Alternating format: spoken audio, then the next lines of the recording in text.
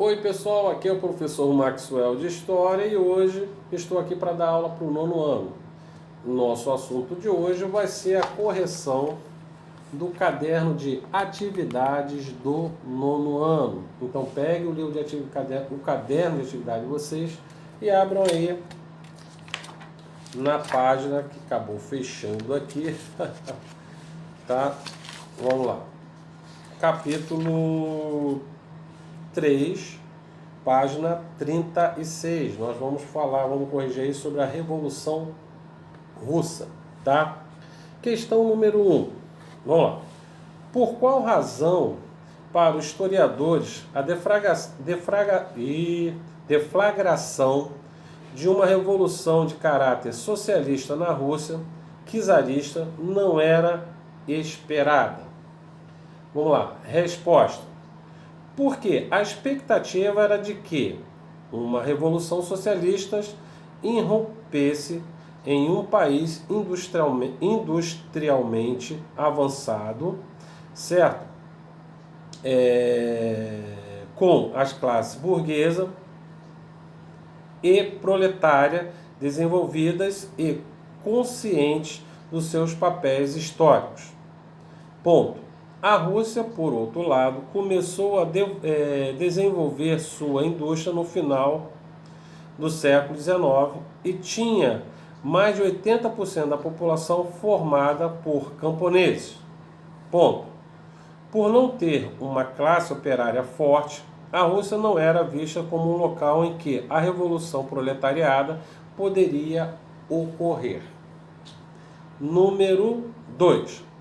A obra a seguir retrata um dos momentos de maior violência na história russa no século XX. O Domingo Sangrento explica o que foi esse evento e como ele se relaciona com os acontecimentos de 1917. Para começar, isso tudo vai acontecer em 1905, quando um grupo de pessoas liderado por um patriarca, um líder religioso, que vai levar algumas reivindicações ao czar no seu palácio de inverno. Ao chegar aquele grupo muito grande, que a maioria era de idosos, mulheres e crianças, o czar Nicolau II não pensa duas vezes, manda a sua guarda pessoal disparar contra o povo que estava desarmado, tá? E por isso vai se chamar Domingo Sangrento. Isso é um episódio na qual vai marcar muito a história da Rússia e vai ser um dos pontapés iniciais para a Revolução de 1917. Tá? Vamos lá, questão número 3.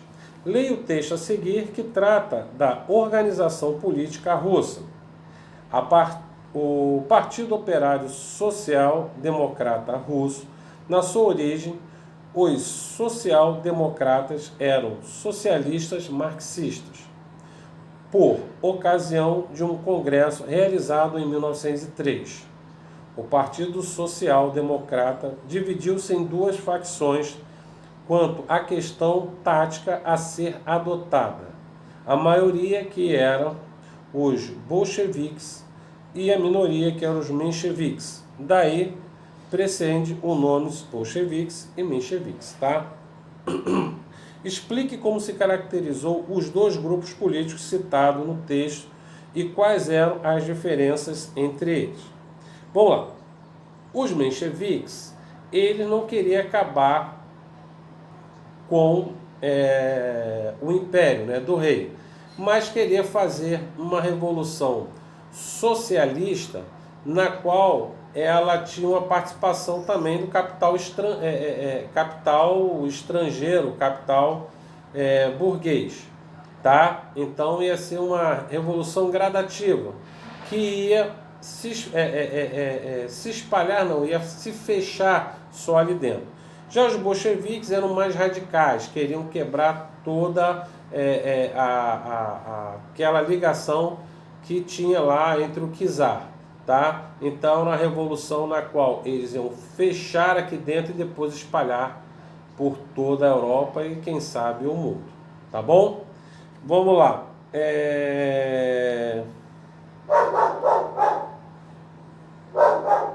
Vamos lá, questão número 4. Sobre a Rússia anterior à Revolução de 1917, assinale V falso, ou V para verdadeiro, F para falso, tá? Em seguida justifique as falsas, tá? Vamos lá. Incrível que pareça, todas elas são falsas, então vamos ter que justificar todas elas. Vamos lá. A Rússia era uma república governada pelo czar Nicolau II, que tinha o apoio da burguesia. Não. Para começar, a Rússia não era uma república, ela era uma monarquia, tá? Que tinha o apoio da burguesia. Aí tá certo, tá? Mas não era uma república, sim uma monarquia. Letra B. Os bolcheviques tomaram o poder em 1905, em uma manifestação cujo objetivo inicial era conquistar o direito de greve em melhores condições de trabalho. Nada. Tudo vai acontecer na realidade a partir de 1917, que na realidade aconteceu em 1905 foi o Domingo Sangrento. Tá? Letra C. Os conselhos constituídos por membros do clero e da burguesia e da nobreza eram chamados de sovietes. Não, pelo contrário, os sovietes são os revolucionários bolcheviques, tá? Então, na realidade, o clero, a burguesa e a nobreza não era considerado aí os sovietes. Sim, os sovietes eram os bolcheviques. Vamos lá, letra D. Os camponeses controlavam a produção agrícola, o que lhe garantia a vida confortável e rentável. Mentira. Pelo contrário, um dos pontapé inicial dessa revolução é porque os camponeses eles passavam fome e eram controlados pela nobreza. Eles tinham um sistema, bem dizer, quase feudal. Então, mentira. Na realidade, os camponeses, eles, além de passar fome, tinham que trabalhar na terra desses nobres. Tá bom? Número 5. Por que o primeiro movimento revolucionário ocorrido na Rússia em fevereiro de 1917 foi denominado a Revolução Burguesa? Como esse evento foi visto internacionalmente? Vamos lá. Resposta. Essa denominação é utilizada para indicar que, embora o movimento de fevereiro tenha culminado com a renúncia do czar, não levou os operários ao poder, como defendiam os bolcheviques. Ponto.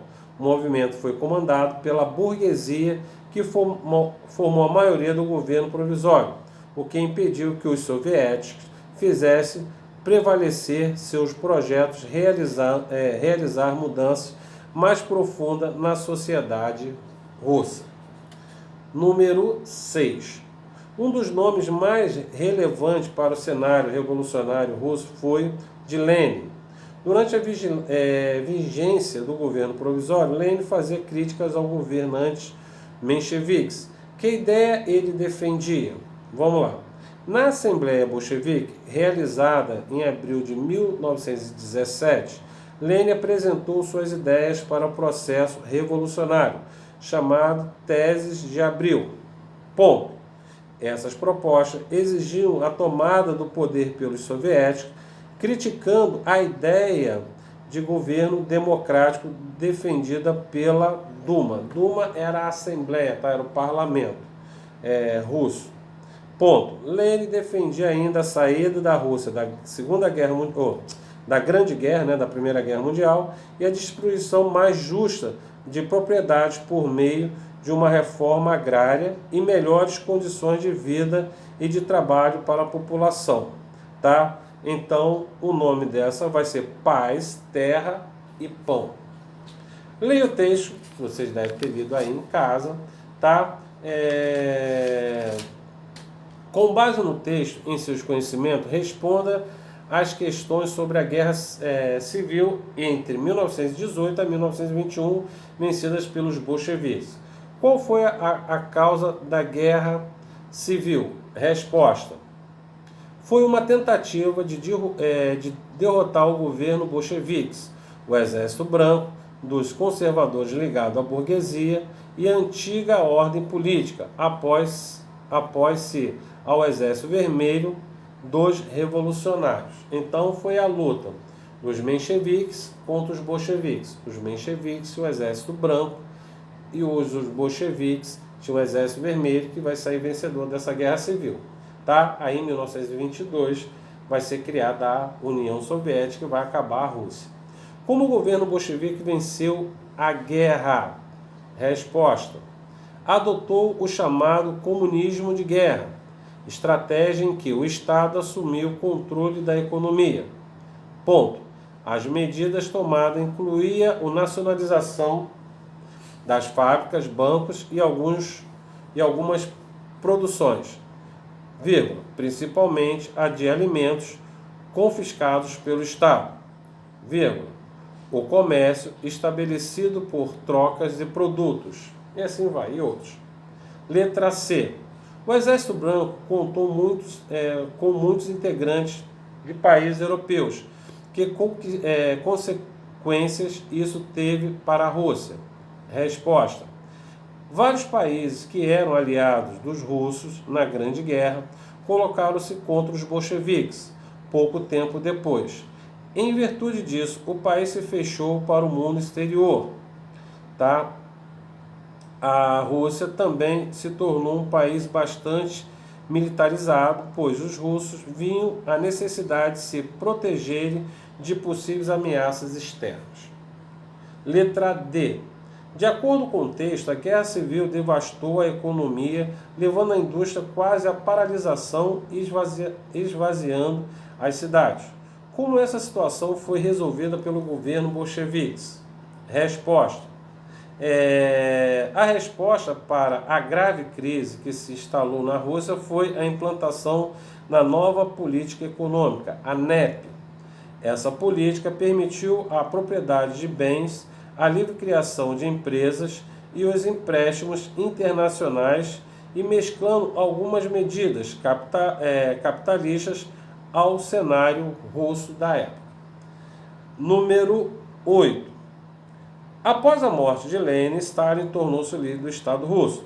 A respeito desse período da história, a russa analisa a afirmativa a seguir e assinar-lhe a correta. A correta é a letra A, tá?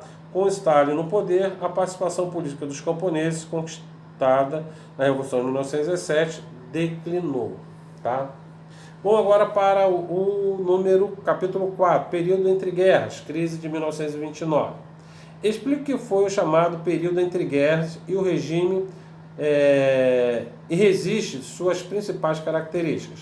Resposta: vamos lá. O período entre guerras, a época compreendida entre o fim da Grande Guerra em 1918 e o início da Segunda Guerra Mundial em 1939. Ponto. Durante aproximadamente 20 anos, o mundo passou por um momento de grande tensão política e econômica, enfrentou crises e viveu na iminência de um novo conflito mundial. Ponto. A crise de 1929 e o surgimento de regimes totalitários foram os principais fatores que marcaram essas 2 décadas da história do século XX. Vamos lá. Número 2. Nós estamos vendo aí, né, a ideia de Henry Ford tinha um objetivo pontual: fazer os interesses dos empresários, trabalhadores e consumidores convergirem. Nascia assim o fenômeno denominado consumo de massa.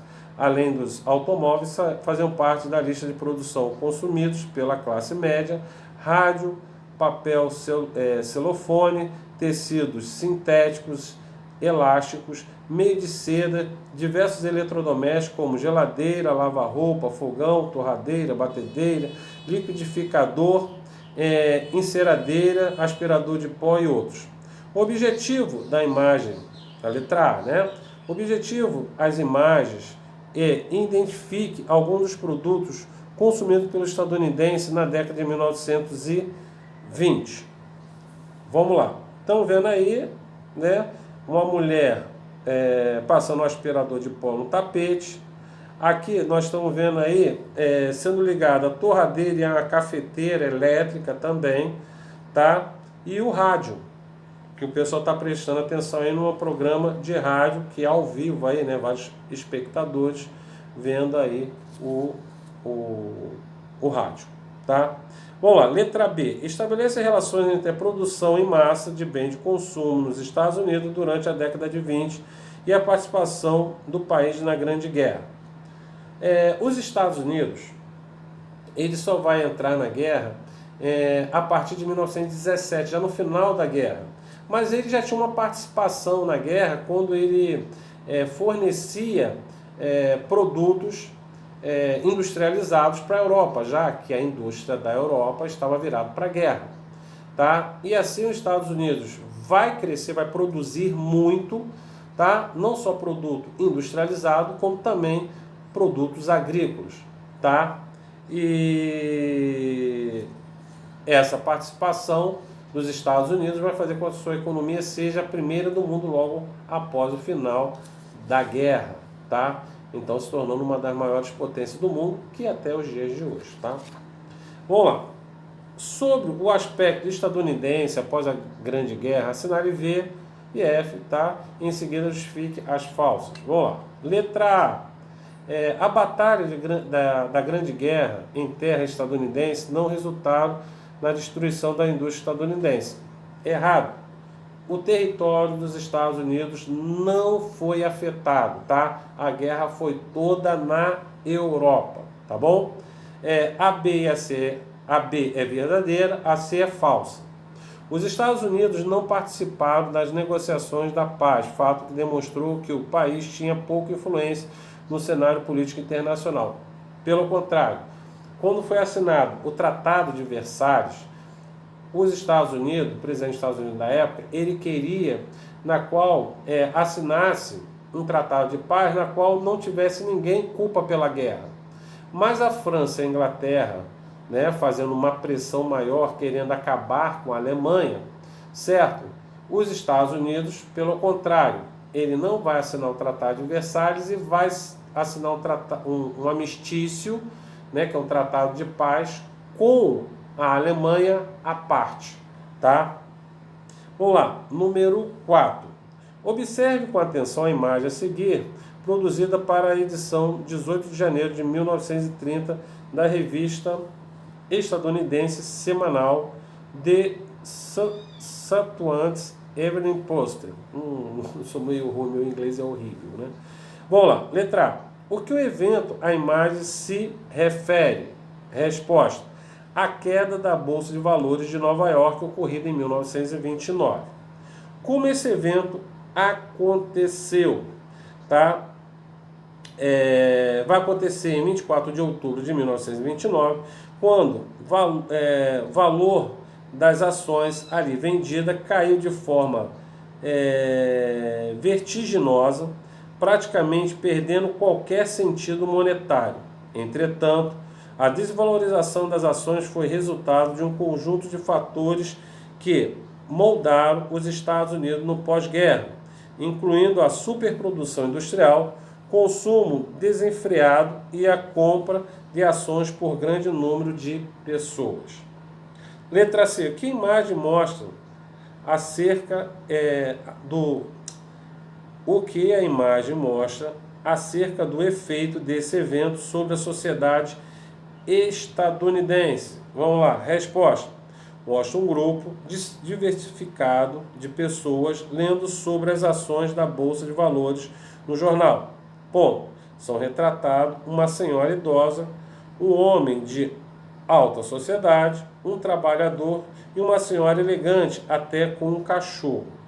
Tá? Todos eles observam e buscam as mesmas informações em uma alusão ao alcance que a crise da Bolsa de Nova York teve na sociedade estadunidense.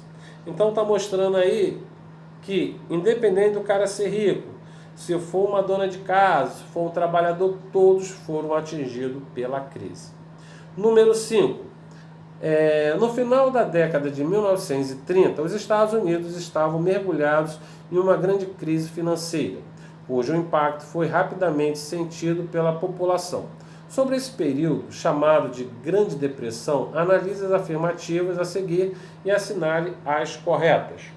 As corretas é a A, a C e a D, tá bom? Número 6. De que maneira a crise de 29 afetou ou modificou o mundo em termos econômicos e políticos? Resposta: de modo geral, com a crise houve falência generalizada de diversas instituições financeiras em todo o mundo. Ponto. O modelo liberal que prevalecia até então, vírgula, seja na política, seja na economia, vírgula, entrou em crise. O que se viu na Europa foi a exceção de governos de caráter totalitário ou autoritário que se colocavam tanto contra o liberalismo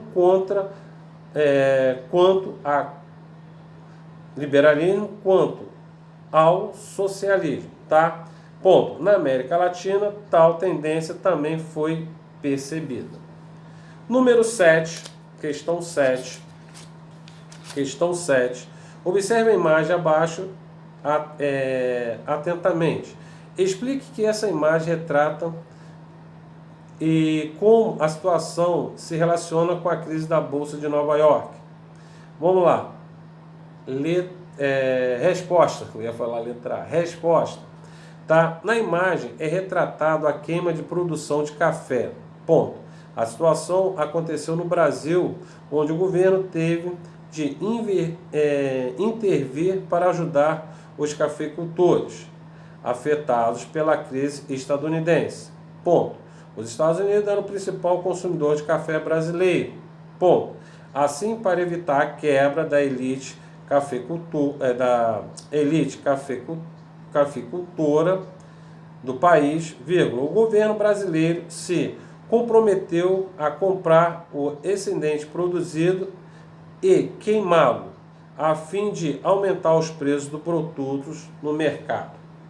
Essa é a resposta. Pessoal, aqui termina a nossa aula. Semana que vem a gente vai dar continuidade à correção do caderno de atividades. Vamos corrigir o capítulo 5 e o capítulo 6, tá bom? Para vocês uma boa semana e até a próxima videoaula. Tchau, pessoal!